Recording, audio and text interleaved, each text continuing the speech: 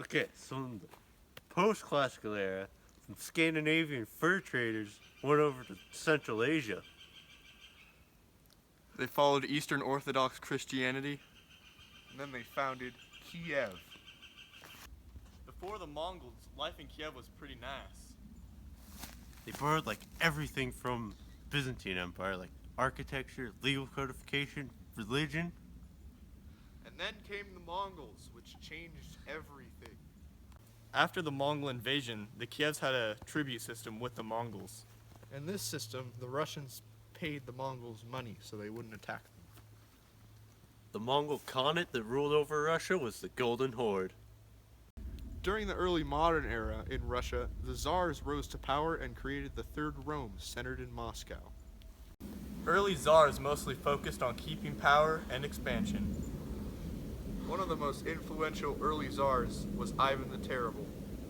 So after Ivan the Terrible, Peter and Catherine the Great continued expansion south and eastward, and that's where settlers called the Cossacks set up camp. Tsars hired secret police like me to control the serfs. Serfs like me were treated very poorly and almost like slaves. Okay, so Peter and Catherine the Great did a lot of borrowing from Europe, including manufacturing, naval technology, and education. But they decided not to take any political ideas from Europe so that they could gain power. During Pugachev's revolt, serfs like me uprose against the government.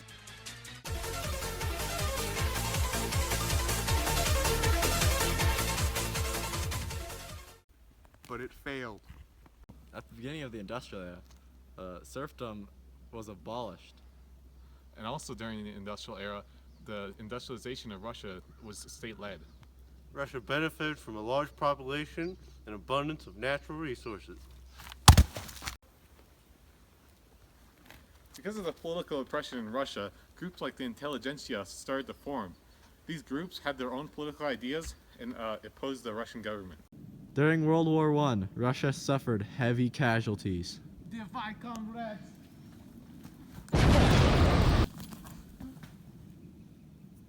During World War I, Russians stopped fighting due to internal problems like the Bolshevik Revolution. So Stalin succeeded Lenin as leader of Russia, and he supported the use of secret police and nationalism.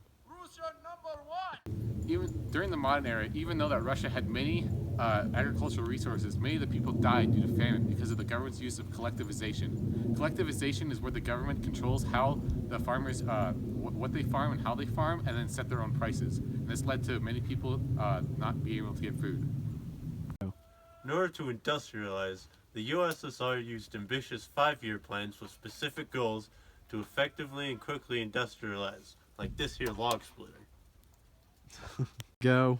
During World War II, Germany and Russia created a non-aggression pact.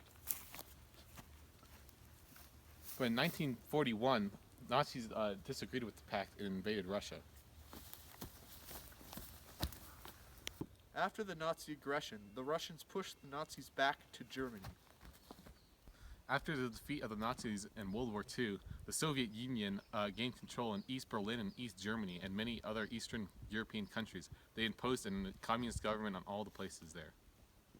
When the Allies were dividing Germany at the Potsdam Conference, it created tension between the Soviet Union. This started the Cold War. Go.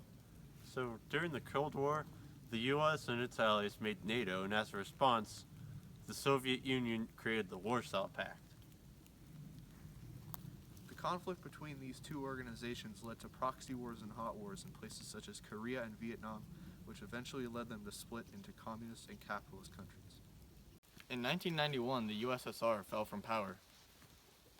Due to political unrest in Russia and political corruption, famine, and the USSR can no longer catch up with the consumerism of the US and Europe.